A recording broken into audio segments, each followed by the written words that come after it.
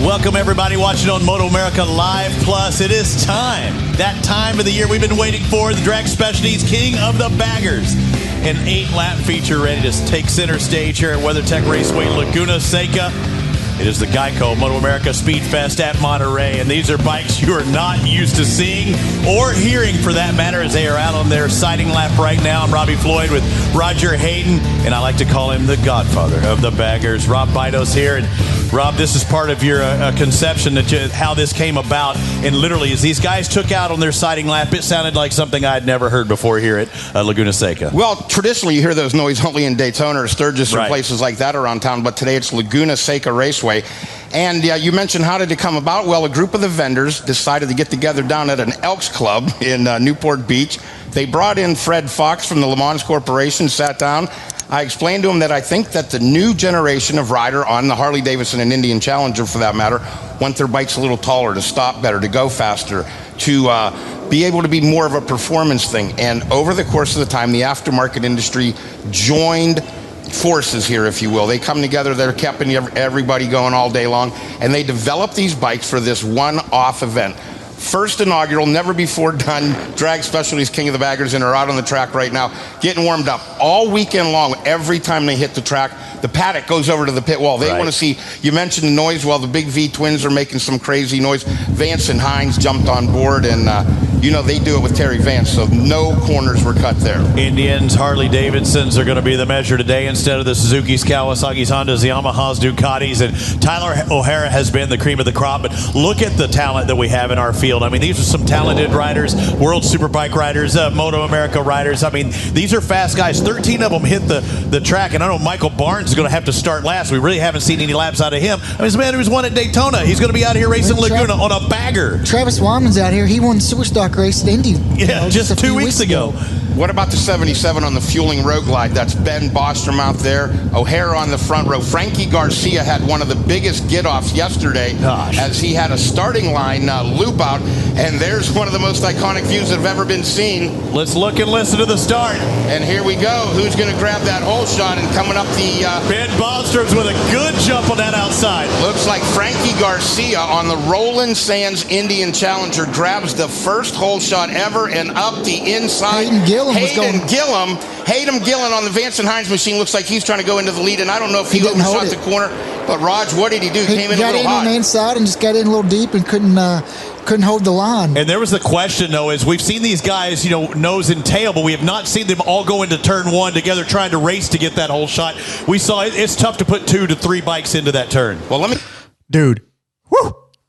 If that doesn't stoke you, what does? It gets me going. Dude, my nips are hard. Oh, they're always hard, though. That puts my nips at full. They are literally at full mast. Can you see them through my sweatshirt? I can't because you have the sweatshirt on. If you're doing the T-shirt, maybe. Yeah, well, I'm telling you, they're at full mast. Hey, Bikeaholics, Zero 3D has a wide variety of innovative products for your Harley-Davidson and a brand new line for the all-new Honda Goldwing named Gold Strike. Top quality, affordable chrome, lighting, and comfort products. Zero Gold Strike are the motorcycle LED lighting innovators for CAN bus plug-and-play system compatibility. Head over to lawabidingbiker.com/store. Check out our full line of Zero 3D products. And if you didn't get that opener, we're going to talk. We got some stuff to talk about today about King of the Baggers. It's going to be fun. But yeah, this is a cool little comment. Why don't you handle this in the patron-only private Facebook group, better than any forum out there. The forums suck. It's nothing but bikers helping bikers in that forum, in the private Facebook group. And, you know, you're not going to ask a stupid question and get beat up or anything like that. It really is a one-of-a-kind community. If you're not involved in it, if you're not a patron member, all I can tell you is that you're missing out. Well, the thing about that patron-only Facebook group is it is a form of sorts because you can go in and search for a topic and bring up all the chats that have already happened in the past. But even cooler is if you have an emerging issue you want a pretty quick answer to, you can drop that question in there, and there's several hundred patrons in there have a lot of expertise and will help you out. So here's an example, and it's mine in particular. I had a friend of mine who's he is restoring a 1973 Honda XL 175. It was a bike that he had when he was a kid, and he's retired now and has time on his hands, and he's rebuilding it. But one of the issues he had is the Kickstarter spring is not it's broken. So his Kickstarter works, but it doesn't kick back like it's supposed to. And it's obsolete. You can't find the spring anywhere. He looked online. I looked online everywhere. Nobody had it in stock. I checked with our vendors, nothing. So I put it on the patron-only member Facebook group and asked the question if anybody knew where maybe I could find one. And literally within minutes, patron Gary Jackson responded, and he informed me that his, quotes, Honda guy located a couple of the springs at 2 different Honda dealers. And so what we figured out is this Honda guy must be have some ability to look in the system and find out where they're at. And he found a couple that were in South Carolina, a couple that were up in Saskatoon, up in Canada. So I passed that information off to my friend. He reached out to the dealership there in South Carolina. They were great to deal with, and he was able to get that spring. So there's only 4 of them in the nation, and they were able to find it. So really cool. Gary, I know you're listening. Done. Thank you so much for that. Appreciate it. But that's the power of that LAB patron members only Facebook group. If you're not signed up, get signed up. Yep, absolutely.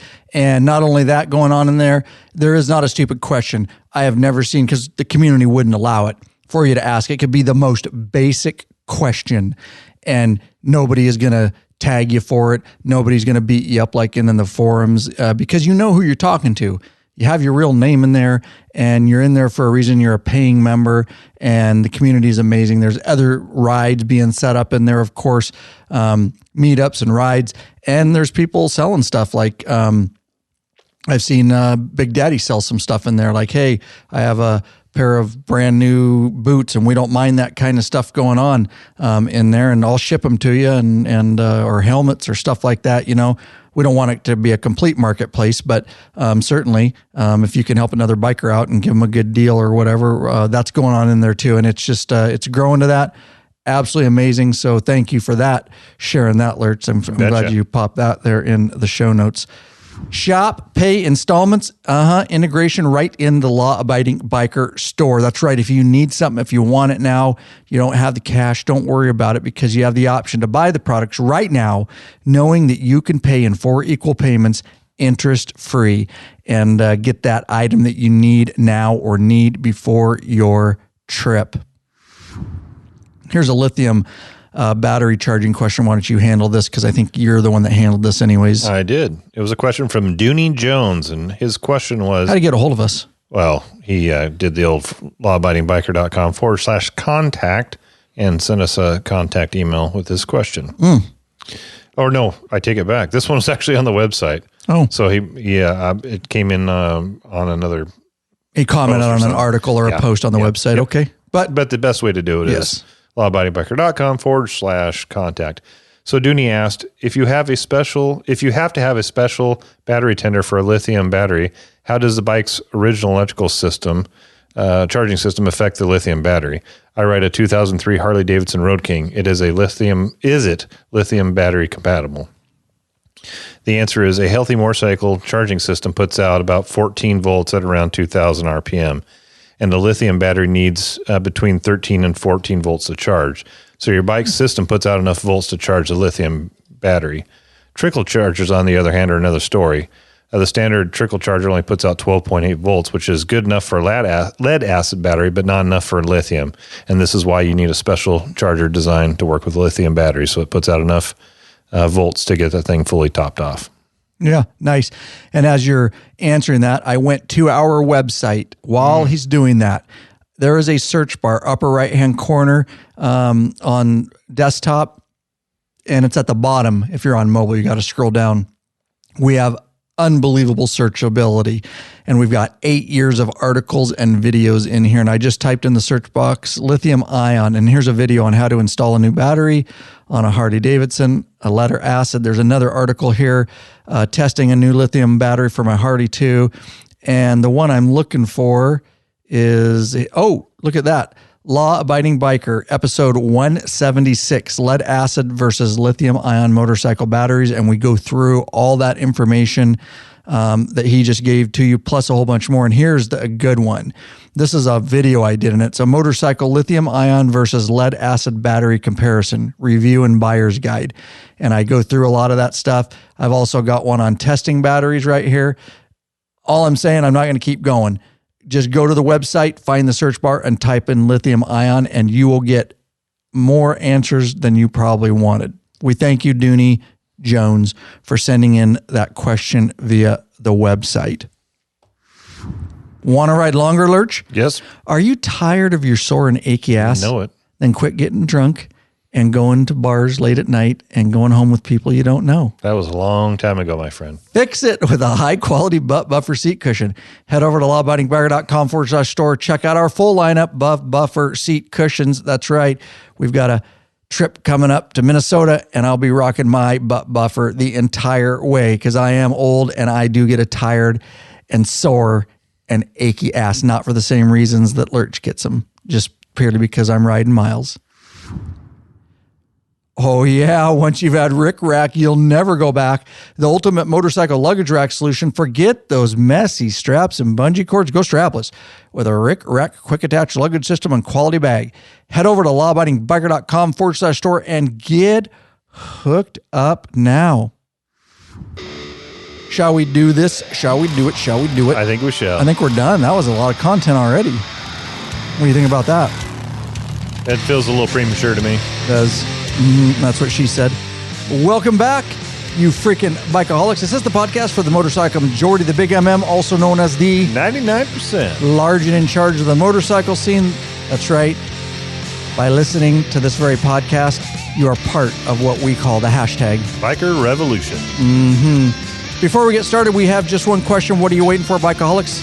Mount up and let us take you on another wild-ass ride. There you go. Ryan Erlacher here, your host of the Law Abiding Biker podcast and your high-tech redneck. That is the one, the only Lurch. And we're not even going to be able to do your tune today because it's screwing up and I can't get over there to the soundboard. I'll just give him a acapella. Just do it. Oh, acapella.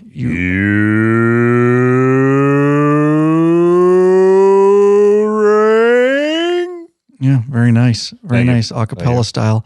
Lurch, thanks for being here. Absolutely, my friend. Main topic, we are going to talk about King of the Baggers series, which is blowing up. And if you've heard of it and you don't know about it, well, after this episode, you're going to know about it. And it's probably going to inspire you to get involved and possibly watch it and or follow it, as we're going to be doing right around here. We always like to mention new free videos, and Lurch wants to tell you about a new one.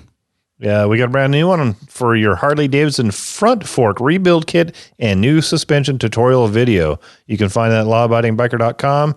And if you want to just put it in the search engine there, you can do that. Or if you want to write this down, Harley-front-fork-rebuild. Or go to lawabidingbiker.com/whatever episode number this is, and it will be in the show notes. Even easier. We love our sponsors, our longtime sponsors. Appreciate it so much. But these right here, these folks are the reason that this episode is coming to you. And let me tell you, these folks are getting this episode months before it will come out in regular podcast format, because as soon as we get these done, Lurch uploads these into the back end of their patron accounts. And although they're a little bit raw and they're not quite as edited, all the same information is there. And again, they're getting these episodes months before they come out to the regular public. So we want to thank the following new patrons. Hit it. Shelley Vandertweeg of Indiola, Indiana, Gary Connell of Idaho Falls, Idaho, and Anthony Lorraine of Canastota, New York. Glenn Hanner of Colleyville, Texas. Anthony Smith of North Bonneville, Washington, and right here from Washington, Anthony Morala of Geneva, Illinois. Finish it off. Tyre Pelly of Lakeville, Massachusetts. Don Keeble of Wabeno, Wisconsin, and J.R. Weaver of Fairgrove, Missouri. Lawabidingbiker.com/Patreon, Patreon. Pledge a certain amount per piece of content. No risk to you because you could put a monthly cap. There are benefits such as t-shirts and stickers. You get into that private Facebook group, which is a troll-free zone. Access to podcasts early, access to live video broadcasts and chat, premium videos, and of course, access to those ride meetups and events. And we just love our patron members. They are the foundation and they are the reason that we keep going and we're able to continue to keep bringing the content because we are blowing up in 2022. Me and Lurch have been cranking out videos. We're cranking out all kinds of stuff. We're cranking out podcasts.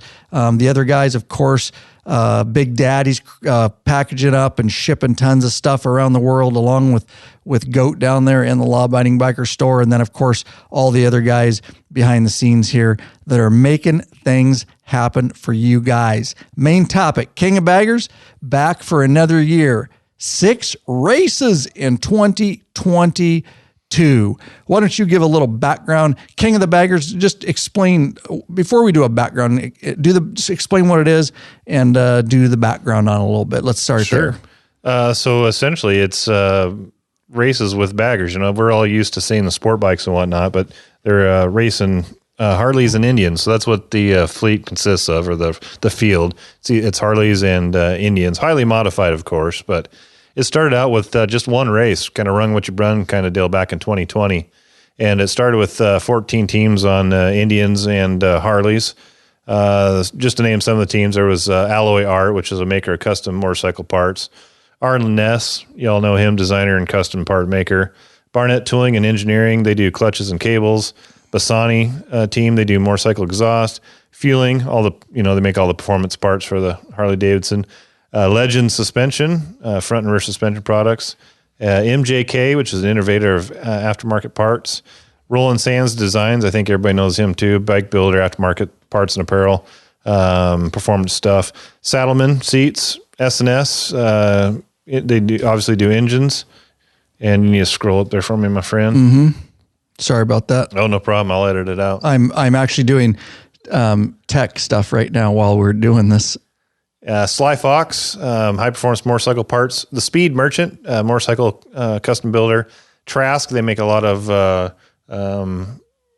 stuff, but in particular, they're making motorcycle turbo kits. Oh God, dude! Jesus, what are you doing over there? And of course, Vance and Hines, exhaust manufacturer. So there was one race in 2020. It was in Laguna Seca, which is in California, for those that don't know. 12 bikes started the race. A couple couldn't get over the border from Canada because of COVID, go figure. And the winner of that race was Tyler O'Hara, and you'll hear his name quite a bit over the next couple seasons. And he did that on the S&S Indian Challenger. Nice. Yeah. So that's just kind of the backstory of it, kind of how it got started. And that's a good backstory, and I heard none of it. You know why? Because you're over there dicking around with tech? Yeah, but I fixed it. Oh, while you were talking, I fixed, besides the unnecessary audio file there, I fixed it.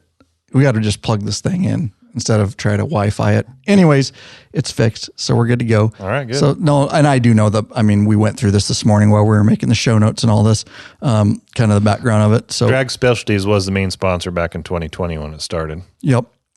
And so if you guys haven't seen this, it's bad. So we were prepping for the show, and I this morning watched a video, and it's on YouTube. You can find it on YouTube, right? Yeah, go to MotoAmerica, go to their YouTube channel, and you'll be able to see a lot of the races. If you want to watch it live, you need to go to stream it from MotoAmerica. And I think that's a paid service, but it's also available on Fox Sports too. It's available on Fox Sports. So if you have a package like DirecTV, you should get Fox Sports, right? Yeah. Yep. And be able to, and we'll talk about the dates, guys, and stuff. But what I want to say is, when I first heard about it, I wasn't sure. And yeah, I wasn't either. I thought, it sounds kind of gimmicky. Mm-hmm. But it's fun. And it's blowing up. Yeah, it's and we'll talk about that as we go on through the podcast, but it's getting bigger and bigger. The sound, is just awesome because they've obviously got performance exhaust on those things and they're all juiced up. But if you're a V-twin lover and love that sound, oh my God, hearing 12 to 14 of those things with an open intake and exhaust just roaring. Live, it's just got to be an awesome thing to hear. Yeah. It's so cool to watch those baggers, and they're hauling ass like 125 plus miles an hour going into some of those corners and stuff. They're dragging knees. They're sport biking it. Yeah. Total sport biking it. And a lot of the riders come from that racing sport bike world. Yep. And we'll get into that. Yep. We'll get into the back stories of some of those guys, but it is an amazing thing to watch. And I don't think that they thought that it was going to blow up as much. You kind of heard the opener there at the very beginning of the podcast. Kind of, they got together at the Elks and thought of drink. I'm sure there was some alcoholic beverages being drank. Of course. And somebody said that, and they probably said, "You're a fucking idiot," that like people want to watch Harley-Davidson baggers and Indian baggers race, but they are so souped up. These guys are doing wheelies and shit. There's some pictures right here. I mean, well, like you said in the opener, the sound, the private people out there we're starting to modify their baggers. Us ourselves have always done modifications to get some more juice out of them, intakes, exhaust, and map and all that. But some of these guys are taking it even further with some really serious suspension and setting it up so that they don't drag. And I think we looked at one, they were down to like 685 pounds for one of these. 640, I think is what you told me. Jeez Louise, man. We were reading one of the articles, and you're talking well over 800 pounds for, like my Street Glide Special or something like that without gear. So they're really shaving weight. We're going to get in more into this, but all I can tell you is I can tell you on a mic audio, but it doesn't do it justice. And I'm not a huge race guy. I'm not a NASCAR guy, and I know, I'm sorry, a lot of you guys are NASCAR guys. I can't get into NASCAR, but this shit right here I can get into. I'm very curious. I think we should do a cold call. Oh, okay. Let's do a cold call and see if a Popeye has watched King of the Baggers, if you even answer. We'll see. We haven't done any cold calls in a while.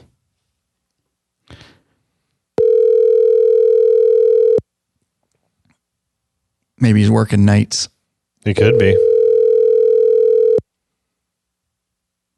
Probably, because he got promoted, so he's probably at the bottom of the rung again as far as seniority. If not, he might call back. Who else should we call and ask? Oh, let's call Big Daddy. Has been forwarded. Let's call Big Daddy. He'll answer. You think so? Most likely. All right, hang on. I don't know if he's Ricky Lee or Rick Lee or whatever other Facebook name he's using now, or Lee Ricky or Ricky Kane. What? You should be able to find him in your phone. I can't, dude. I'm just teasing. I'm busting his balls. Cold call to Big Daddy, who runs the law-abiding biker store. Hello. Big Daddy, you're on a podcast right now, okay? We just did a cold call. We're doing a podcast on King of the Baggers. Have you seen King of the Baggers, dude? I watched it a little bit. What's your overall feeling about it? I think it's great. I mean, it's bringing a new form of racing that's beyond dirt track, which is always exciting, but it also brings something new, especially to what the majority of Harley-Davidson riders are riding, and that's baggers. Yeah, agree, man. I think it's badass watching it, and it's blowing up, dude. They're going to do 6 races this year. Do you got any, since I got you on the line, if you have time, sorry, I cold called you. I'm actually not sorry because it's fun to cold call people, but do you have anything about the store that you want to get out there real quick? Just that we recently got in the tack lights. That you did a video on and is in production and editing. And we got those in for street glides, and we have units for the road glides coming in probably next week. And those can work for some ultras with the lowers. It's just you might have to adjust your lowers a little bit. But Lance over at Zero was nice enough to send me some pictures of some units they did in Daytona a few weeks ago. Nice, bro. And that video, we got the switch in today. Switch came in the mail. So tomorrow or Friday, Lurch and I will get it on, and then I'll have the video out by the weekend. And people can start buying those TAC 10 light cannons from Zero because they are badass. They are badass. Yeah, when they first came out and I first saw them, I wanted a set, and Kelsey over at Zero, our sales rep, told me that they wouldn't work for the ultras because of the fact that they're basically creating passing lamps for the street glides. And now obviously lighting is very important, especially if you live in rural areas or you're traveling at night. So I was kind of bummed, but they had told me someday they were hoping to work something in where it would go on to an 1.25 inch round bar.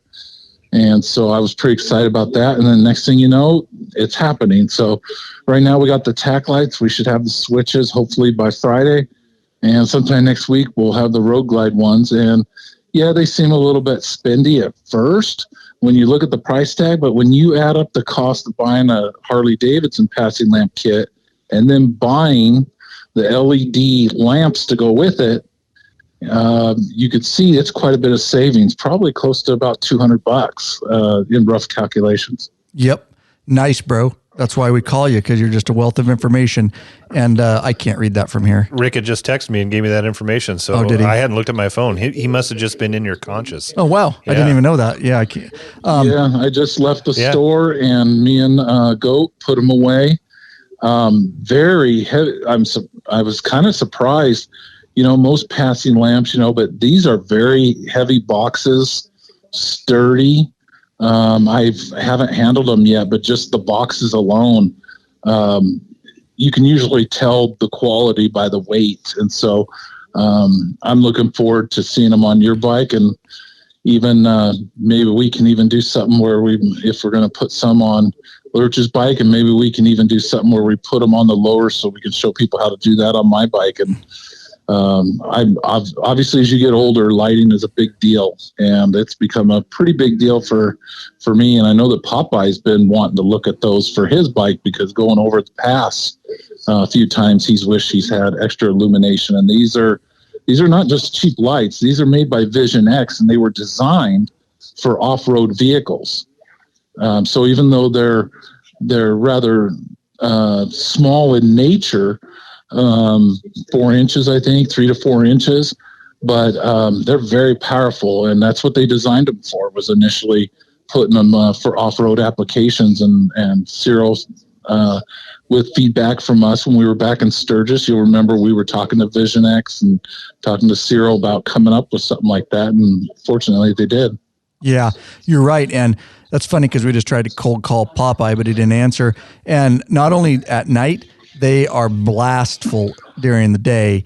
And blastful. And if you want, I just made that shit up. And if you want to be seen during the day, let me tell you, they are badass. And I can't wait to get the video out so you can see it, Big Daddy, because I did not only the installation, but at the end, I did my side-by-side comparison with just the Vision X headlight and then adding the TAC 10 light cannons with it. And it's awesome. So you'll be able to see a comparison of how much extra light they add and how they look at night.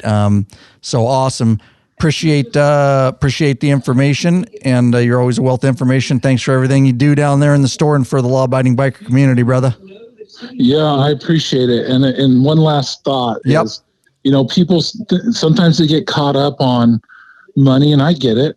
It's financial times are kind of tight. There's people, but if you're an avid rider and you ride a lot, the number one email when people ask me, hey, I'm new to riding, or I just got a touring bike, what do? I always tell them, the first thing you do is think about your safety, and whether that's replacing the turn signals with the LED turn signals, or adding inserts onto the back, like on my Ultra. First thing I did was add those LED inserts to the spaces between the fender and the saddlebag. And I can tell you, anybody who rides behind me says they can see the brake lights, because people sometimes, they're on their phones, and if all you're seeing is a little LED strip on the back of the trunk, or if you got a Street Glide or Road Glide Special, and all they're seeing is that tiny little light, the more light you can give to protect yourself is best. And so the turn signals, we have the crown tail lights, what I put on my bike, and that video will be coming out, and it has all different patterns that I can set up with my phone, same thing, so I don't get rear-ended. Yeah, and we have the fender inserts for the Road Glides and Street Glides where it's solid. They make a nice one that fits with a 3M adhesive. There's, the best thing you can do if you're going to spend money, I always say, is, put something on the rear, put something on the front. And if you think you're going to need passing lamps and you don't like the looks of traditional passing lamps, maybe you like the stealth look of the Road Glide Special, Street Glide Special, just know that at some point you're going to want that extra lighting. And even though Vision X makes a fantastic headlight and the Daymaker's good if that's what it comes with stock, but the more illumination you have, and especially in the daytime, that as a traffic officer in Lurch, I mean, just today I had a car pull right out in front of me at the hospital. And I mean, I'm running as much light as I can in the front, including the windshield trim. And fortunately, he saw me at the, soon enough to where he stopped halfway into the roadway. So number one thing that we get questions about really, other than performance upgrades, that and performance upgrades about the same. Yep. Very good. Just awesome freaking information. And we put thanks for sending me up the black Fang headlight bezel. We put that on yesterday and it goes perfect on the front of my Street Glide Special with those black light TAC 10 light cannons. It really brought it together for me. That's just aesthetics. That was just my personal thing. And Matt agrees aesthetically, it looks really, really good for my bike. So yeah, I mean, there's some people that do that. I did that on one of my bikes where I did the combo of black and chrome. I think it's a cool look. I had some Vance and Hines exhausts that were black and then had chrome tips, and that's the beauty about Harley-Davidson. Your video, you talk about that people can kind of really do whatever they want with it. They don't have to they can be all chrome if they want. They can do all black. I didn't go with black, the black the stuff on my Ultra purposely because I don't like the way the black chips up on the fork lowers, but I just don't really care for that. I've had two of them with it, so I went with the chrome and the anodized look, but adding a little bit of black here and there, it makes it kind of cool. I think I like how they individualize. Just like that one guy we saw at that coming outside of the Badlands. He had all kinds of custom features. Yeah. Oh, yeah, that bike, dude. The old frickin' camcorder welded to the dash or some shit, dude. Yeah, no doubt. Yeah. No doubt. That was pretty awesome. That dude's definitely rebuilt that motor once or twice. Yeah, at least, dude. At least I couldn't believe that bike ran when he started it up and rode off on it. But you the man, bro, really. You know us, we appreciate it publicly. I tell you privately, but we tell you publicly, thanks for all you do there at the Law Abiding Biker Store and for the biker community. And if you guys have any questions, all the listings are pretty informational. There's videos with them. We put the videos, we embed them.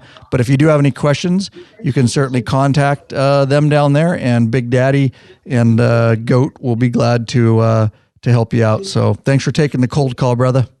Yeah, no worries. See you Saturday. Oh, yeah, we're coming down. I'm going to bring your writing down with Justin, and I'll bring a backup drive for the store computer. And I think I got to get something else. I can't remember what I need to bring back up. We got a hypercharger to put back into stock. Oh, yeah, that's right. I'll bring a hypercharger down to you. So, all right, bro? Yeah, we'll see you. He's getting one of those new Max Plus batteries. It's our top-of-the-line battery. And yeah, so he's pretty excited. That's right. That's right. I forgot why we're even riding down there. Yeah. We're writing down because he's picking up from the store. Tell us about that battery a little bit real quick. Well, I added several batteries at different price breaks because, not everybody can, sometimes people just need a battery to get through the season or 2 seasons or whatever. So we added the twin shocker battery, which is the least expensive. That sounds like a pornographic toy. Well, it may be if you hook it up to your nipples. But we added the twin shocker, and then we added the twin shocker gel battery, which is a really great battery. And I sold a few of those to some of the patrons. And then Twin Power came out with a Max Plus, and it's their largest, not large in size. Obviously, it's the size that it needs to be to fit in to different touring bikes, and the sizes, the years are listed, but I think it's like 96 or 97 to current. Okay. But I'm just going out of memory. But this Max Plus battery is meant to be kind of the comparison against like Odysseys and stuff like that can really last a long time, and they have a lot of punch, so they kick over the bike, especially with these newer bikes that have higher compression and stuff like that. So we have them in the store. A lot of times we will drop ship them for you. Mm-hmm. But I keep some in the store for guys that are local or guys in lab that need a battery. And he said, "Hey, I need a battery." And then 2 months later, "Hey, I need a battery." And then a month after that, "Hey, I need a battery. Send me an invoice." So obviously his battery was about ready, was pretty much done. Pretty much done. And that's for his Ultra? Yeah. Because the last time he replaced that was up on our Canada trip. Remember when we were in Canada and he had to stop by the dealership and try to find a battery?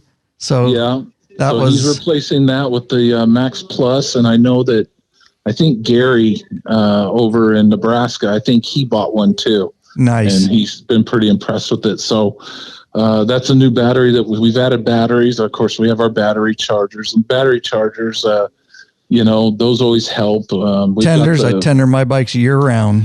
Yeah, the tenders that we carry, I went specifically with the selectable version. Yep. So that you can run sealed batteries, acid battery, gel batteries, and then if you ever change to a lithium, you don't have to go buy a new tender. So we've gone specifically to those, and those have been pretty popular because even if you never get a lithium, at least you have the option if you decide to go that route. Yep, no doubt. Perfect. That's right. Yep. I'm glad you reminded me of why we're even riding down there. I was just excited to ride, but we'll see you down there Saturday, brother. Thanks for all the good info. All right. Thanks for calling. You bet. Later. Bye. Bye. All right. Always a wealth of information. That Big Daddy. Never have to worry about calling him and not having enough information. So that's good. We're going to get back on track here with the king of the baggers. We should probably do this real quick.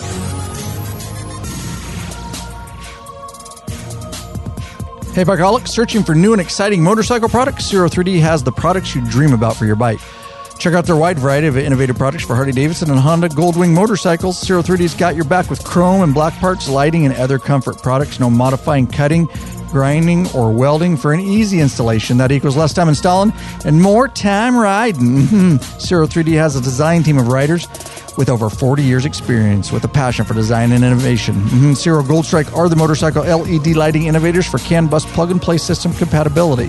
They pride themselves on great customer service. Got a question? Get in touch with them. Email sales@zero3d.com. Give them a call, 715-808-0027. Check out your local Harley or Honda dealership and ask for Zero or Gold Strike parts. A new leader has emerged. So check out 03D's custom line of Gold Stripe products for the all-new Honda Goldwings. Better yet, help support us. Head over to Law Abiding Biker Store and check out our full line of 03D products. You got something to say, Lurch? Yeah, I was just going to say with the first race of 20, or the only race of 2020, which Tyler O'Hara won on that S&S Indian Challenger. These bikes are pretty highly modified, but they've got more modified and a lot more research and development's gone into it, which towards the end of our podcast, we'll really dive into what they're doing on these current bikes. But going back to that first S&S that Tyler won on, here's what he had to say about it. The Challenger Power Plus 108 drivetrain is really solid, but we knew it would need to live at higher RPMs for this sort of racing. Naturally, more air in and more air out philosophy came into play, and we did a mild port job on the heads as well as stage 2 cams for better performance. A high flow air cleaner from K&N took care of the intake, and we designed a number of stepped 2-in-1 exhaust systems to get the air out. Ground clearance would later decide which one we used. I'm sure as these guys that are used to riding sport bikes are leaning these things over, I'm sure they're rubbing some parts, huh? Mm-hmm, yeah. So the primary cover on the left side would be a real challenge, and that eventually was solved with a giant block of aluminum. The S&S engineer team designed a cover with a massive clearance cut and carved it out of billet aluminum. So they're leaning these things so far over, they're dragging primaries. The right side would receive similar treatment and allowed the exhaust to tuck in, and engine mods did not go much beyond that.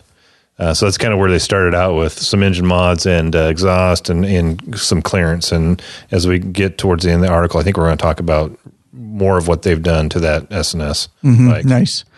Nice. And then, so started in 2020, one race, basically, right? 2020 it started. 2020 started. One race, just backing it up here a little bit. Mm-hmm. We move into 2021 and apparently Mission Foods. Yeah. What the hell is Mission Foods? They make, you've ate their tortillas, I'm sure. They make a lot of different foods. Oh, yeah, Mission Tortillas. Yeah. I like their tortillas. Yeah, they make a lot of different there's food, their Mission brand. Mm-hmm. You're right, their tortillas are the best. Yeah.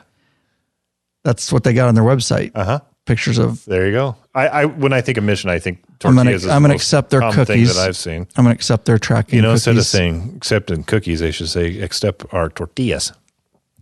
They make other stuff because all they have is tortillas listed on their site, bro. I haven't seen one thing besides a tortilla. Hit products up there and see what they make. I thought they made other stuff too. We get off track here. This is nice. See, I just want. Salsas, I've had their dips. Mission pork rinds, dude. Those are badass. I forgot those were Mission. Oh, I eat the crap out of those things, dude. Yeah, so they got not a lot. Mostly tortillas. And some pork rinds.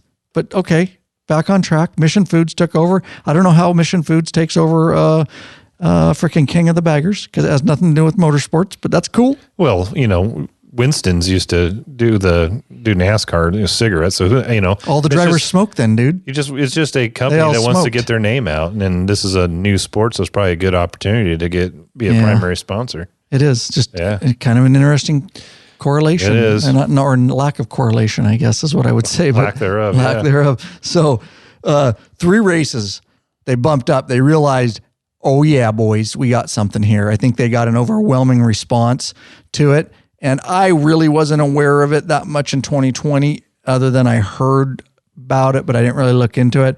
I'd say in 2021, I started paying more attention to it, mostly because Mission Foods took over and I love tortillas. But no, I didn't know that either.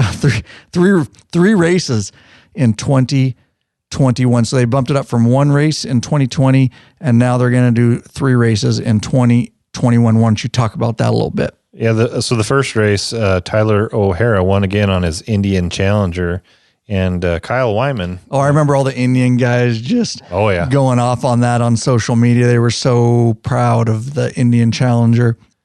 And then they got their asses handed to them, but we'll talk about that. It goes back and forth. It goes back and forth, yeah. And we love I love Indian bikes, so we have no stake in the game here. We're just making fun because some of these Indian and some of these Harley guys, you guys go after each other way too much because they're both good bikes. So you got to just chill out a little bit. Well, yeah, I'm glad there is more than just one maker in it. It's good to have Harley and Indian. It's kind of like a Ford versus Chevy thing in NASCAR. There's some healthy competition, and I know that you said earlier you're not a big watcher of races, but one of the things that these races do is drive competitiveness and ingenuity, and they're coming out with new stuff.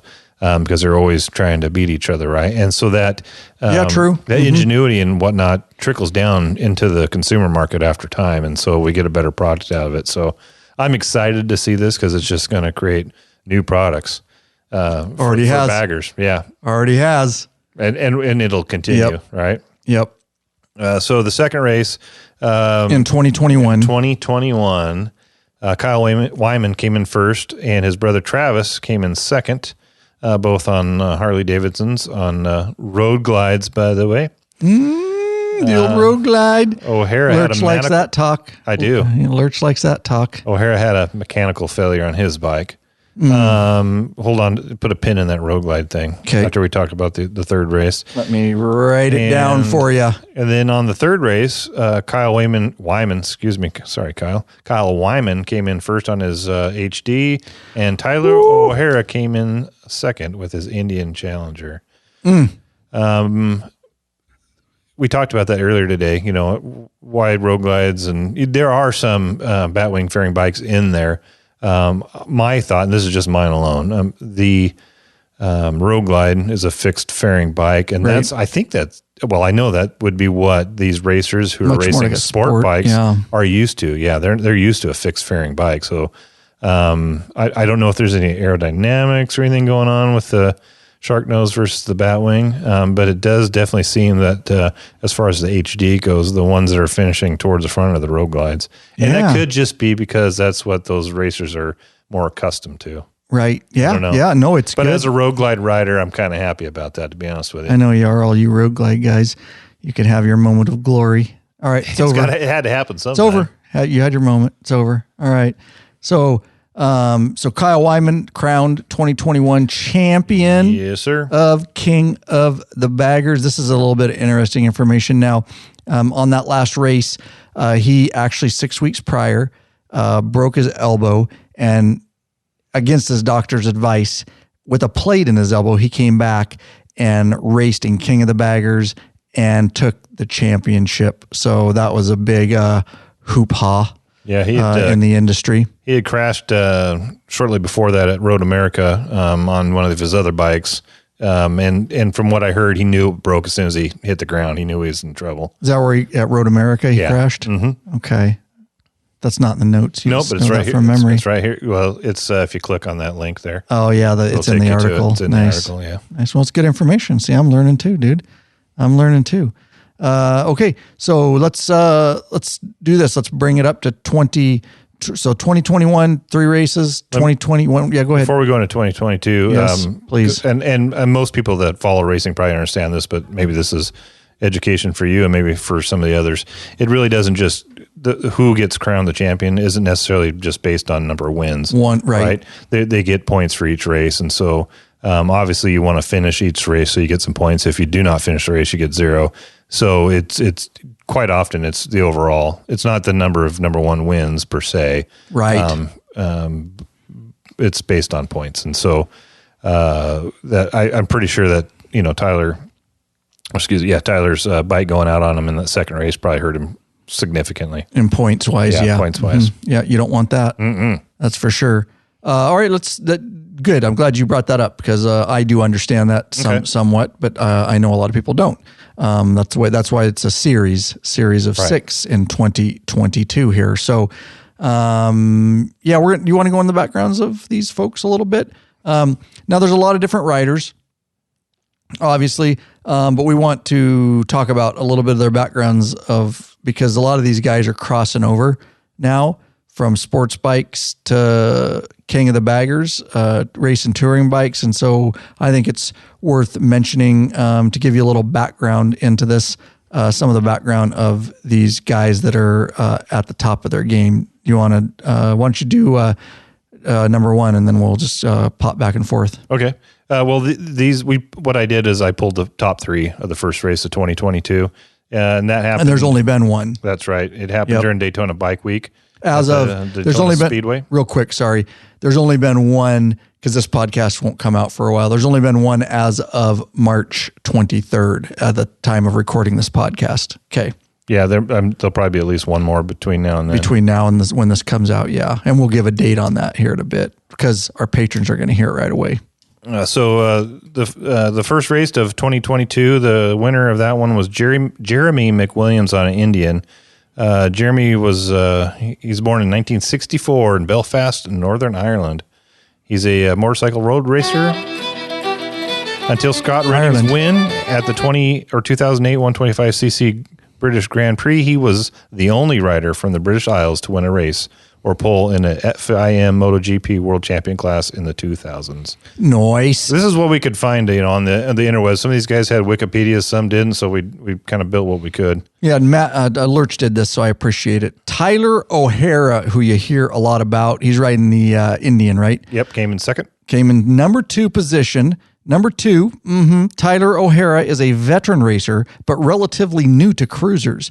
Tyler O'Hara knows how to race a motorcycle, though. He started riding at the age of 5 and began racing professionally in 2005. So there's a guy that's been in it for a long time and has a lot of experience, clearly. Yeah, that dude can ride. Bobby Fong came in third in that first race of 2022. He was born October 25th, 1990, so a younger guy, but he's a professional motorcycle road racer who currently competes in MotoAmerica Superbike Championship for M4 ECSTAR Suzuki. Bobby moves up to Superbikes in 2020 after winning the 2019 MotoAmerica Supersport Championship with 6 wins and 20 total podium appearances. 20 podium appearances, dude. Wow. That's a good track record. Yeah, what makes this fun is these aren't unexperienced motorcycle racers just jumping on these baggers. These guys and lady, which we'll talk about, they can ride. Yeah. And so it's fun to see somebody with that type of riding experience jumping on these bikes and doing things that you didn't think you could do with a bagger. Yeah, no shit. And you can see the progression. You watch a first race. There's a couple guys that went wide in the corners and whatnot. Yeah. Now they're really getting it figured out. They're laying them over and hauling ass to the corners. And Yeah, there's been a couple off the track in the video that we watched this morning. Yeah. So far, and again, there's only been one race. The standings are... We're not doing that. We're not doing that. No, Never mind. You're doing this. Oh. Are you searching for the easiest and quickest detach luggage system for your motorcycle? Rick Rack has just what you're looking for. Forget all those frustrating straps and bungee cords that come loose and slap your paint. Slap your paint. Check out one of Rick Rack's awesome quick attach strapless luggage rack systems. This father and son team designed something really special that you can't find anywhere else. Yep, these guys ride, so they truly understand the needs of bikers. The Rick Rack quick attach system is strong, durable, and secure with a lockable system. Also, check out their full line of quality touring bags to accompany your quick detach system. Once you use Rick Rack, you'll never go back. What are you waiting for, Bikeaholics? Head on over to Law Abiding Biker Store and check out our full line of Rick Rack systems. lawabidingbiker.com/store. And I just got my brand spanking new, we did a video on it, but I got my brand spanking new Rick Rack roller bag setup. And I already had a roller bag setup before, but before you had to mount a roller bag to the rack. Now they've got it so it's all a kit and one unit, and the bag is already a roller bag. It's badass, and I get to use it for the first time this year. I retired my old one. We threw it away, in fact, didn't we? Yeah, we did. It had a lot of miles. It was well used, and it just wasn't even worth passing on. So why don't you jump in? Yeah, I don't know 2022 standings. Yeah, I don't know if I'll read them all. Maybe just the top few, but there's 18. Read them all. Okay, I'll read them all because the boss said so. That way I can drink beer while you're reading them. Okay, so there's 18, so you can see that the field's starting to get bigger, and a little over a third of the field is on Indians. The other 2/3, a little less than 2/3 are on Harleys, a mix of electric glides and road glides. Okay, very well. Currently, right now, in first is Tyler O'Hara on the Indian. Second is Jeremy McWilliams on an Indian. Third is Travis Wyman on a Harley. Fourth, Bobby Fong on an Indian. Fifth, Taylor Knapp on a Harley. And sixth, Kyle Wyman on the Harley. Those two are obviously related. Kyle and Travis, they are brothers. Andrew Lee on a Harley. Eighth is Frankie Garcia on an Indian.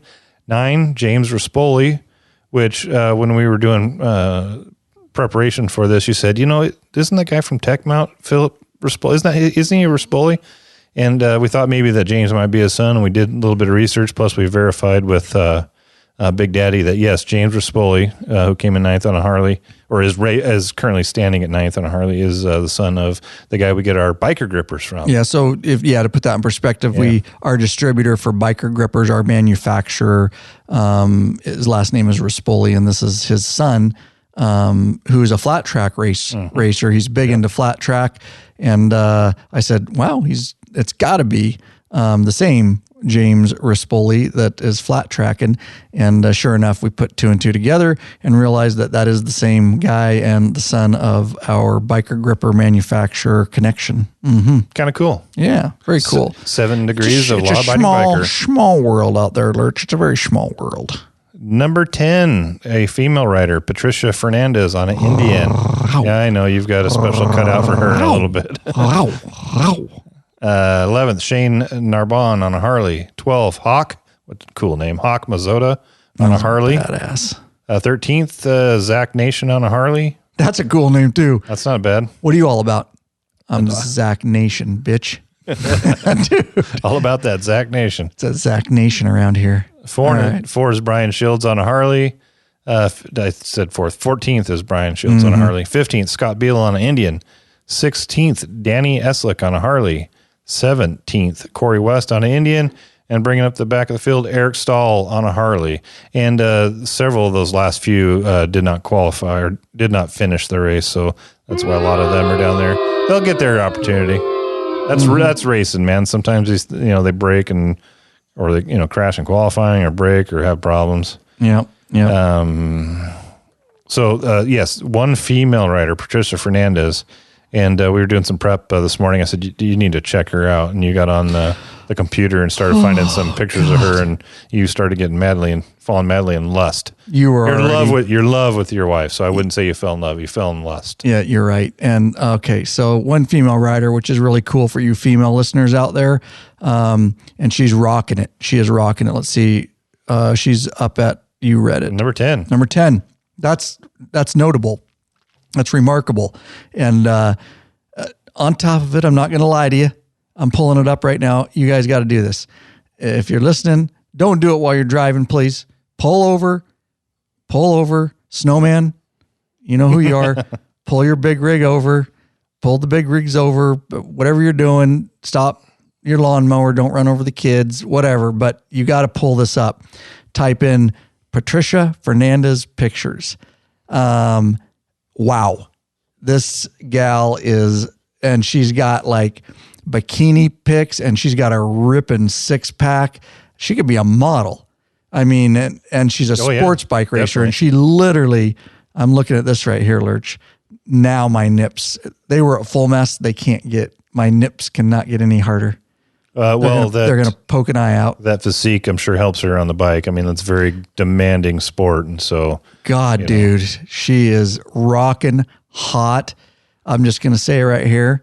And sports bike racer, and now king of the baggers, and the only female that has been selected. So I'm telling you. And she ain't messing around. You look at those pictures of her on that bike. She's got it leaned over and her knees dragging. Oh, yeah. She can ride. She can ride, and she can wear a bikini well. Very well. So yeah, I would type that in if I were you guys, while you're listening. If you're into that kind of thing. If you're into that kind of thing, I'm happily married, but, I know when I see, somebody that has, good looks or could be a model, and I'll tell you, as soon as you pull it up, you'll see what I'm talking about. Very pretty gal. And, but since we're talking about racing, also a great racer, clearly. And I'll be curious to see how she does, cause we got 5 races to go. And she's got a lot of time to bump out of that number 10 spot. And how cool would that be for her to bump up into the top, 3 rankings or something like that? I think that'd be very cool. So there you go for all you females. Now, while Patricia Fernandez got her start riding sport bikes and has never sat in the saddle of a street bagger, she was afforded the opportunity to race a factory-supported Indian Challenger for the Saddleman team. Patricia has been a pro racer for 9 years, mostly competing in MotoAmerica and road racing events. Ireland's Ulster Grand Prix falls into the latter category, and she earned the title World's Fastest Female Road Racer after setting the lap speed record there in 2016 Cycle World Report. So kudos to her. And I know I'm having fun with her looks and stuff, but her credentials are, awesome. She has great credentials. So there you go. Do you want to talk a little bit about this? Yeah. So obviously there's a battle back and forth between. Hang on, let me just pull up one more picture over here. Okay. Just when you're ready. Just go. Right. I got here. I'm just going to delete the tabs because I'm going to keep opening the tabs and looking at her. All right. So obviously there's a battle between Indian and Harley. So they're both constantly trying to do things to be the fastest, right? And so sometimes when you try to be the fastest, you might push things a little bit too far. Things don't quite go right. And watching that first race of 2022, there was something going on with the Wyman's bikes for sure. Kyle's took a dump, and Travis's just didn't quite. He was hanging. It just broke down. Kyle's completely shit the bed. Right. Yeah. And at one point he was blowing some smoke, so he probably took the motor out. And then Travis's just didn't quite have it.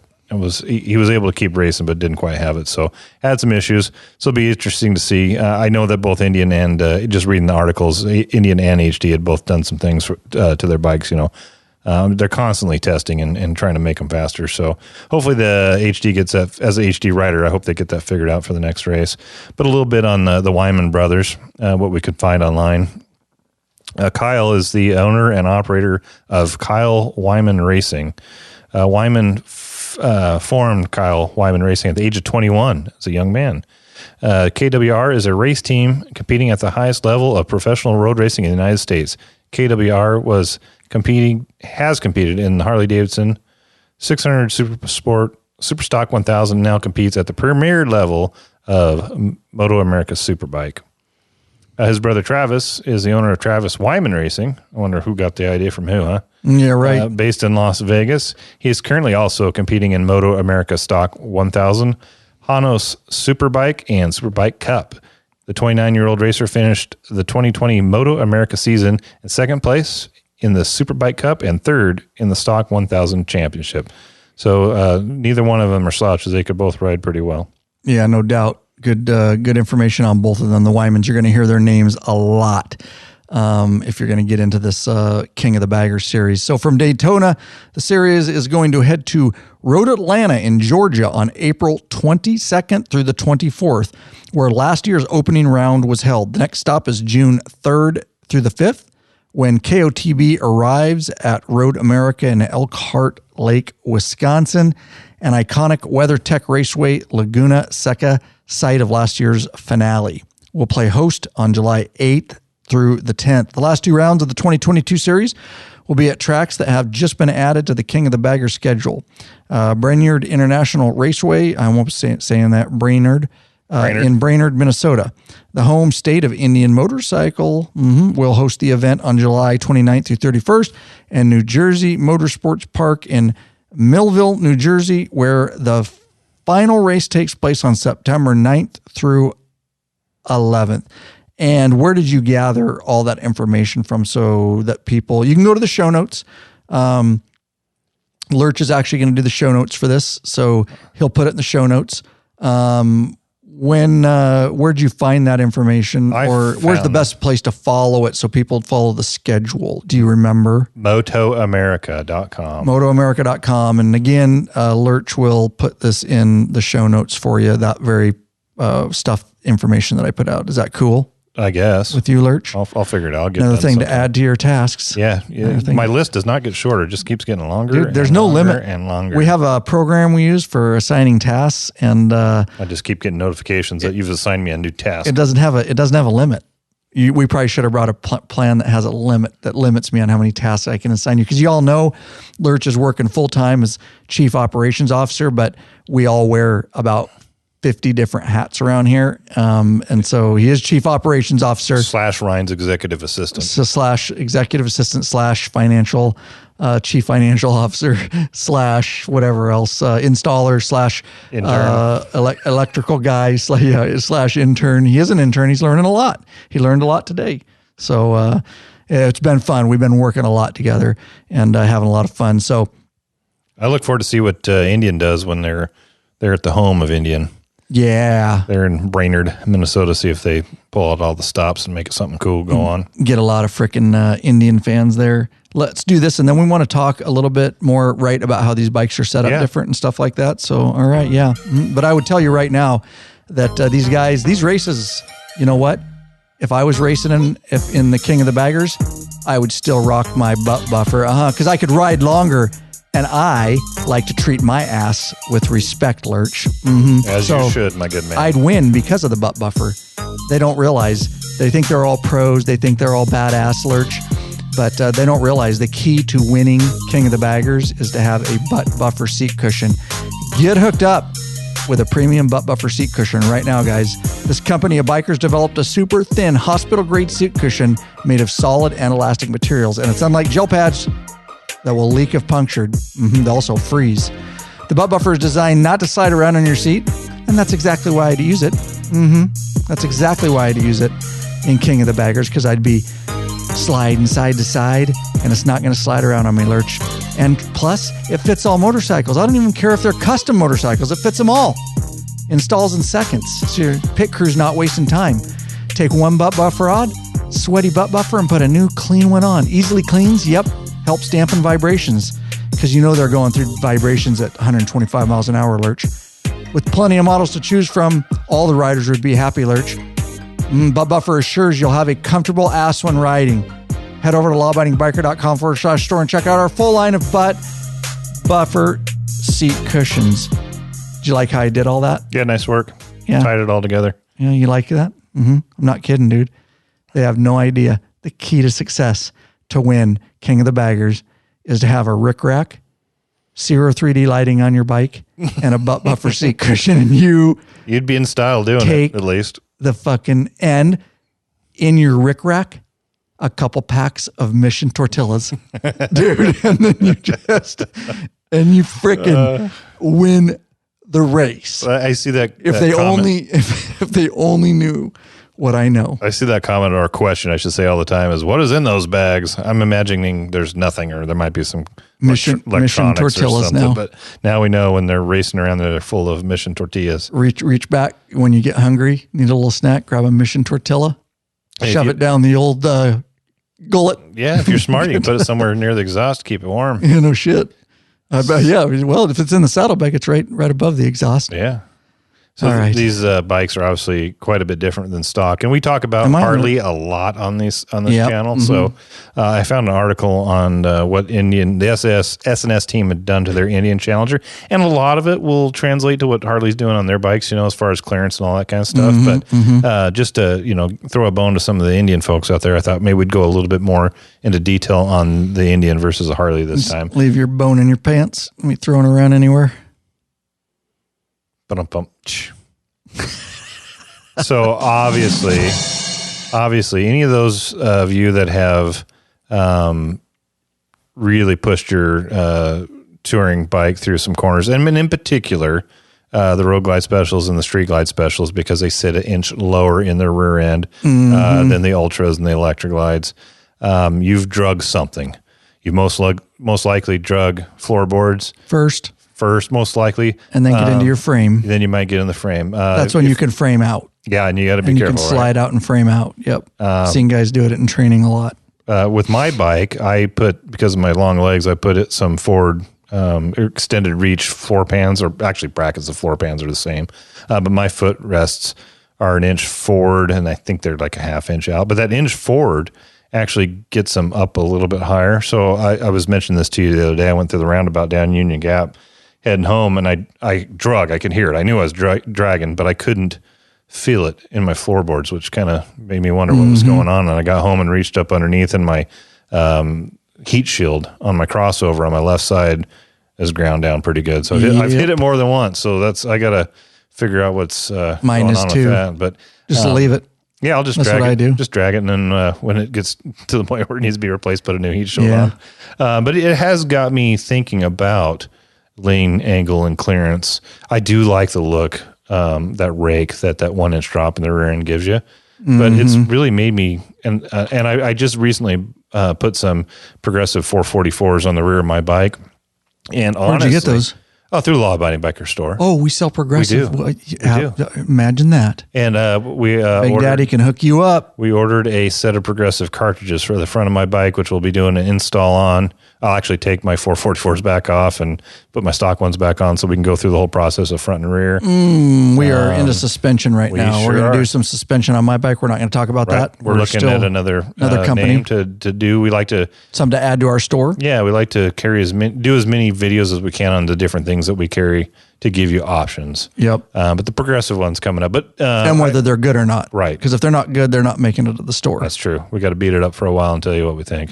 But I bring all that up just to say that I may have considered going with the 13-inch shock, the standard height, instead of the 12, if I had a little bit more of this knowledge going into that. Say that again. So the stock height is 12.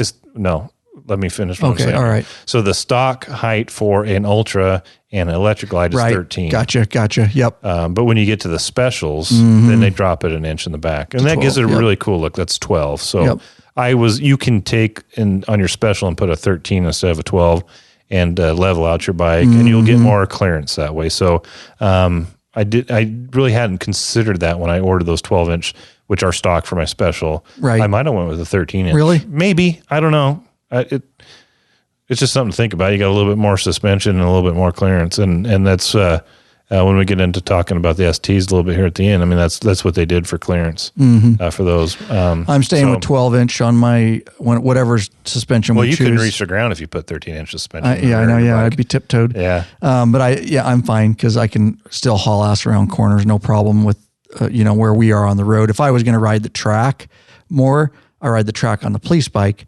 But it's an electric glide and it's a 13, but I'm not on the track with my Street Glide Special. True. And I'm just out on the road. So I haven't had a problem, but that's just me. I'll stick with 12s.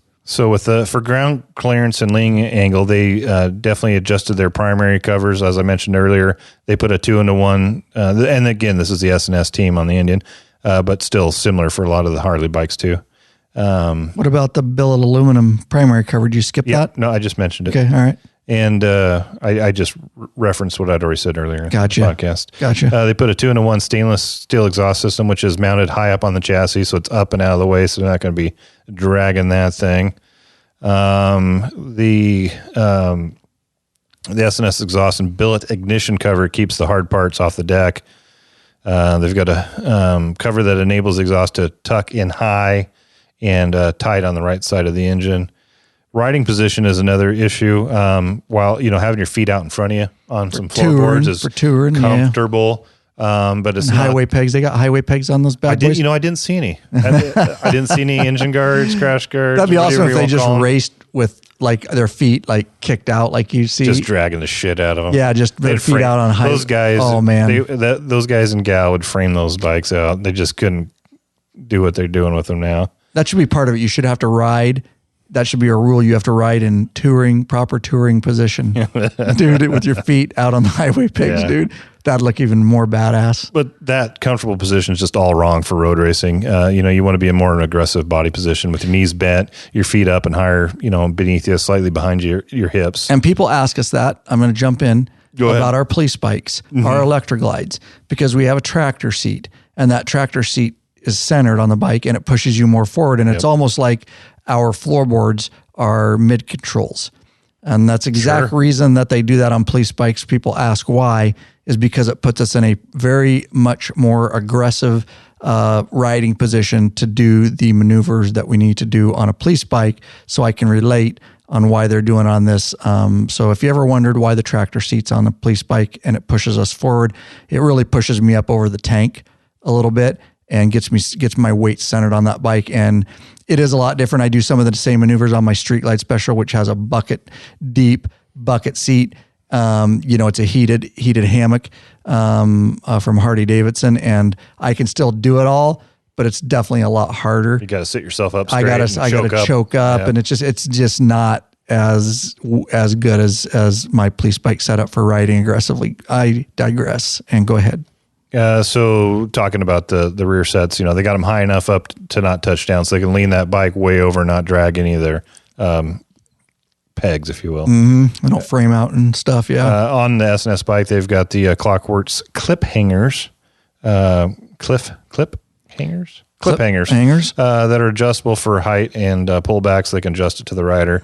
They're running a Saddleman custom-built seat that is taller and fitted to the individual rider. So just like you're saying with that tractor seat, it's a little bit taller seat, get you up and forward in a more aggressive position. On that, for power, they've done quite a bit. They, like I mentioned earlier, they want them to run at higher RPMs for longer time. So they've done some porting jobs on the cylinder heads, stage 2 cam shafts, and then intake and exhaust, obviously.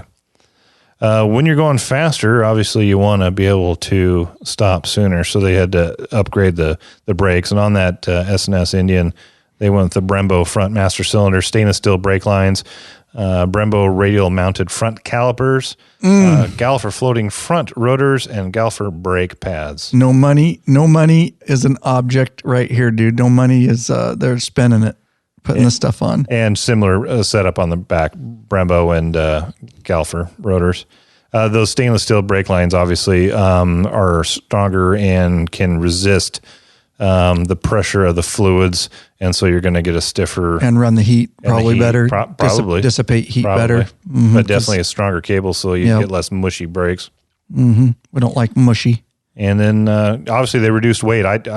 They're stock frames. I know that, but they lost like 200 pounds off of it from us. If you look at the Road Glide, the Street Glide, and then you look at what they're racing there, they're a couple 100 pounds lighter. So they've cut a lot of weight. They really have. It's amazing that they can cut that much weight, honestly. But like I said, money's not an object. They can buy the best of the best and the lightest of the lightest. So yeah, and what they have said is, touring bikes are heavy, and to turn them into road racing machines required lightweight materials. So instead of using some heavy steel, they're probably going with carbon fiber and aluminum and titanium. Who knows what they're using, but stronger materials that are lighter in weight. Which is why you can see them just wheelie those things so easy. Yeah. Yeah. Yep, carbon fiber. Here you go. So they're using carbon fiber in the fenders and the rear bags. Didn't talk about the fuel cell. They're using titanium or aluminum fasteners, so that gets all into the lightness of the bike. Mm-hmm. I can go out of the order sometimes here and still get back. I think you're such a taskmaster. I just think I think you're just like you need glasses. No. Yeah, you do need glasses, and you know that. I have contacts. I don't need glasses. Okay, you need glasses because you can't read, dude. Obviously, you've already told me you can't read up close, and you're holding out. I'm wearing my glasses full time now. I'm man enough to just break down and wear them, but you're still. I was you once. Well, I'm just. You're holding out. You're out of following my opticians. You're out of arm length, and you can't hold your phone out far enough now. You need to just get some glasses, dude. You're missing stuff. I have my contacts. I only need the readers when I need them. All right. Thanks anyways. I don't think the podcast audience really gives a shit about my eyes, but they do. So going back to what Ryan thought I was going to miss out on, I was just going to put that at the end because the other stuff tied into reducing weight, and this does too. But well done. Obviously, you don't necessarily need 6 gallons of fuel. They're running. They just needed enough gas to get them through the race. So they're going to use they use smaller, low volume aluminum cells wrapped in a carbon fiber shell that mimics the stock fuel tank. So there's a lot of weight savings there. You don't have as many gallons of gas. They got a lot lighter fuel cell. So that's pretty much it on what they've done. I mean, give you a nutshell idea of how they, made changes to the bike to make them faster, lean farther, and be lighter, quicker. Yes. Very good. And, we love we're going to finish up here. We've got still a few things to talk about, but we love our sponsors. We love our patron members, of course. But if the only way that you can support us is because you want to give a flat donation, well, of course, we never buck at a flat donation. And lawabidingbiker.com/donate is where the following 3 folks went to leave us a flat donation. We got Victor Guevara of Chino Hills, California, Jamie Kerr of Port Pierre, South Dakota, and Peter Hondo of Location Unknown. lawabidingbiker.com/donate helps put a little fuel in the law-abiding biker gas tank. It keeps this thing running on down the road. That's right. That would help us keep running down the road right there at King of the Baggers with our tanks, dude. We could come around 1 lap, pull in, get some fuel, keep us going. All right, let's finish it up with this, Lurch, unless there's other stuff you want to talk about. I was thinking of finishing up here of the influence that this has had on street bikes. Do we want to finish up there? Yeah, I think so. Okay. The King of the Baggers race, no doubt. And then the Harley owners in the owners space modifying their bikes has definitely inspired the Street Glide ST and the Road Glide ST. Yep. If you guys haven't seen that, I did a video on the channel of all the new 2022 Harley models.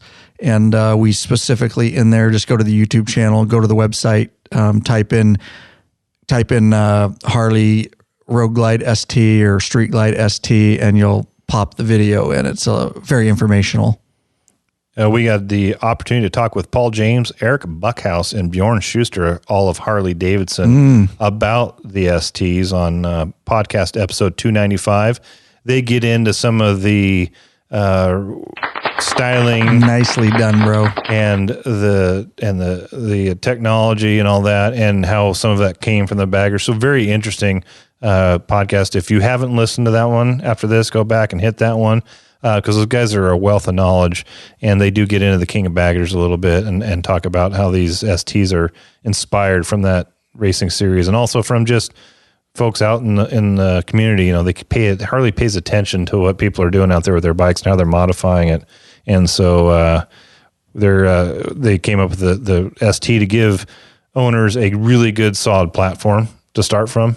And on those STs, they do put the standard height or the 13-inch shocks on the back for clearance. Yep. There's a lot of things that they did to the ST models that are different from the Street Glides and the Street Glide Specials, Road Glide Specials, that are definitely inspired by King of the Baggers. And that whole thing's kind of blowing up. And lawabidingbiker.com/295 if you want to get to it on a computer, or just go to your favorite podcast player and find episode 295. Well done, Lurch, because Lurch did the notes on this show, and they're very good. Now, I do want to make an announcement. I do want to make an announcement, and that is our patrons are going to hear this episode right away, because that's one of the benefits of getting them months early. But some of you are going to hear this after. Nonetheless, on April 15th, yes, Harley-Davidson is sending us, Law Abiding Biker Media, they're crating it up, and they're going to ship us a 2022 Street Glide ST. And we're going to bring it to our local dealership. We're going to uncrate it, get it off the truck, and we get it for 30 days. And we are going to ride the shit out of it, and we are going to review the heck out of it in true law-abiding biker style. We're going to tell you what we think about it, what we like, what we don't like, and we're going to tell you who the bike's for, maybe. And of course, you know it. We are going to film it, and it's going to be a big project, but we're going to film it, and we're also going to we'll do a complete episode on it, because Lurch is going to get to ride it. I'm going to get to ride it, and we'll get different opinions, and maybe a few of the others too will get to ride it. And so look forward to that. So April 15th, we'll have it for 30 days. And depending on how much and how quick we get to ride it, I may have that video out before we even give it back. You know what I mean? It just depends on how that works out. But I'm excited to get the ST and give a real world biker review on it, both on the YouTube channel and on the podcast right here. And do you want to give them, as we finish up, you have anything on that? No, okay. Just tell them where to watch, because hopefully if you haven't seen this, we've kind of got you excited about checking it out. You can go to MotoAmerica.com. They've got a lot of information there. You can actually view it live through their streaming service. I believe there may be a charge to watch it live. If you don't watch it live through MotoAmerica, you can always go to their YouTube channel. They've got the races on the YouTube channel within a reasonable period after the races. But also, if you've got Fox Sports FS2 on the cable or dish, you can watch it live. That's where I caught it last time. And everything we talked about will be in the show notes that Lurch does, lawabidingbiker.com/ and whatever episode number this is. Don't forget to follow us on social media, guys. YouTube, it's youtube.com/Ryan Urlacher. Facebook, our public Facebook group, facebook.com/lawabidingbiker. Instagram, we're blowing up the Instagram. We really want to grow that. We want you guys, if you can head over to Instagram and follow us, we appreciate it. It's at Scrappy, SCRAPPY 587. We're on Twitter at Law Abiding Biker. Of course, hit us up over there. And then don't forget, this is big, Patreon, guys. The Patreon, our members. You can just go to patreon.com/Scrappy, or just go to Patreon and search Ryan Urlacher. You'll come up with it. You'll find the information to become a member. If you're a member or you become a member, make sure, please, guys, please do this for us. Make sure you put your YouTube channel URL. If you have a Google account and you watch YouTube, you have a YouTube channel. You just may not upload to it. But put your YouTube channel URL in your patron account settings. That way, when you comment on our YouTube videos, we see a little symbol that you're a patron member, and we give you extra attention. You can just go to patreon.com/settings/profile, or just go to your profile settings, get your YouTube URL in there. Again, we want to know our patron members get first priority over everybody else that listens to the podcast, everybody else that just watches YouTube videos, because you are the people that are helping us pay the bills, and we appreciate it so very much. Hope you guys enjoyed that episode. Lurch, that was a fun one. Good job on the show notes. Well, thank you. And who doesn't want a little extra attention? Well, good job on the pre-show notes, and then now you got to do the post-show notes. Oh, fun. Right. Yeah. That's good. Yeah. It was good. I think I can do it. You can. Because you got all the information here. Right. Yeah. Split it up. But it was a good episode. I'm excited. I'm excited to see where it goes this season with the 6 races. And I have DirecTV. So I need to get on DirecTV, Fox Sports, and type in FS2 and make sure I have that channel. After this podcast, I'll look up, see if the package I have that channel, and I need to set my DVR to record it. Maybe we need to have a depending on what life brings us, maybe one time we should get together and watch together. Watch the event together. Have a few beers, some chips, some salsa. Maybe a live podcast while we're watching it. I don't know how that would translate. You know what I'll bring over? Burritos made with Mission tortillas. You know it, bro? Ridiculous.